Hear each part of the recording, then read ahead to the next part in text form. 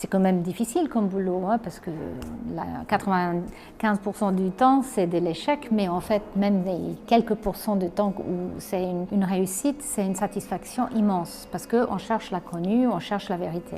Edith Heard est une biologiste britannique de renom spécialisée en épigénétique. Elle est aujourd'hui professeure au Collège de France et directrice générale de l'European Molecular Biology Laboratory en Allemagne. Alors l'épigénétique, en fait, c'est un mot qui a été inventé quelque part en 1940. La première définition de l'épigénétique, c'est de comprendre comment le développement d'un embryon est lié à l'activité génétique, à l'activité des gènes. Ma définition et la définition des chercheurs en épigénétique, c'est tous les changements d'activité des gènes qui n'impliquent pas un changement dans la séquence de l'ADN, mais ces changements peuvent être stables au cours de division cellulaire et puis ils peuvent être aussi réversibles. Je suis devenue scientifique, je pense, parce que j'aimais bien comprendre les choses. Très vite à l'école, j'aimais beaucoup les maths, comment résoudre les équations. Mais la biologie, j'ai commencé que très tard, quand j'étais à la fac en fait. Et là, pour moi, c'était un moment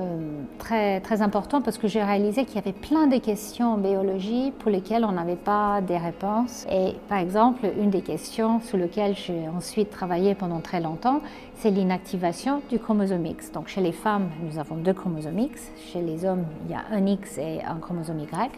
Et chez les femmes, un des 2 chromosomes X est inactivé par un processus épigénétique. Et cette inactivité est héritée à travers des divisions cellulaires. Donc toutes les femmes, en fait, sont des mosaïques de cellules qui expriment soit un X, le X du père, ou soit le X de la mère. Ça ouvre plein de questions, non seulement sur le fonctionnement au cours du développement des processus épigénétiques, mais aussi des questions sur, par exemple, la physiologie des femmes. Donc voilà, je me suis intéressée et je n'ai pas pu arrêter.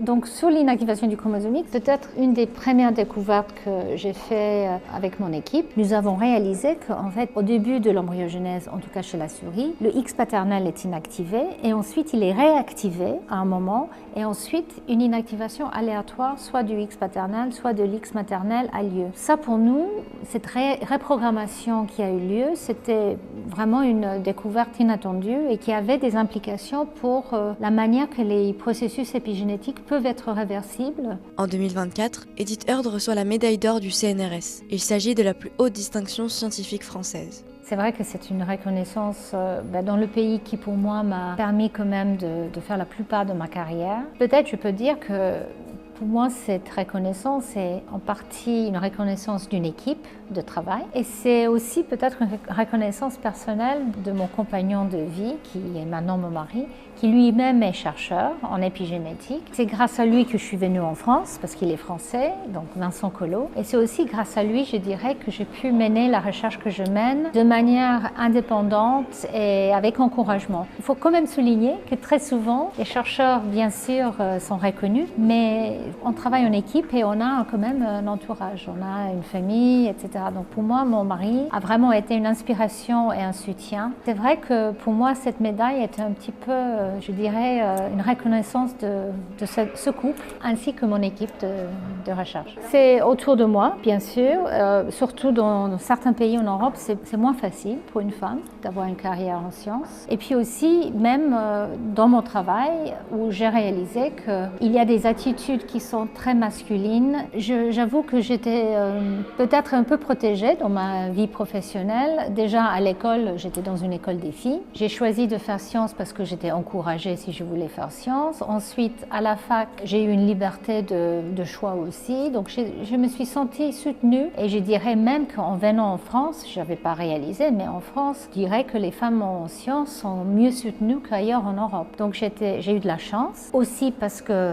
mon compagnon de vie m'a beaucoup soutenue et donc quand on a décidé d'avoir des enfants, de fonder une famille, tout était simple et facile, je dirais, parce que on a partagé tout et parce que la France est très bien faite pour garde d'enfants, l'éducation publique. Donc en fait, je n'ai pas remarqué des obstacles. C'est que plus récemment que j'ai réalisé qu'il y a des limites et que pour vraiment permettre la recherche d'être aussi diverse qu'elle doit l'être, la femme, on est quand même 50% de la population, c'est pas fini fini. C'est quand même un travail qu'il faut faire, il faut soutenir, il faut protéger. Et donc je dirais que là, les dernières années que j'ai passées, où j'ai eu le poste, je dirais, le plus élevé que j'ai jamais eu, c'est là où j'ai réalisé qu'effectivement, il y a des contraintes. Ça m'a donné, je dirais, presque le courage ou l'espoir de faire encore plus. Pour moi, je trouve que la science est fabuleuse, non seulement parce que c'est un plaisir quand on fait la recherche, d'avoir cette liberté de poser des questions et essayer d'avoir des réponses. C'est quand même difficile comme boulot, hein, parce que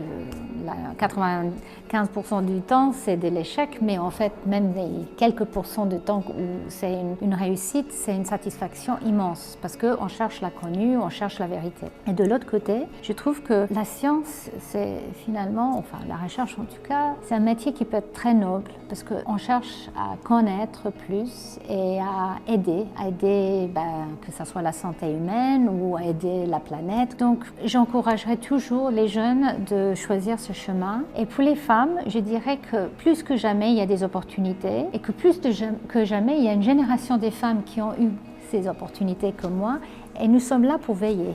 À l'été 2025, Edith Heard prendra la direction de l'Institut Francis Crick à Londres, où elle continuera d'inspirer toute une génération de chercheurs.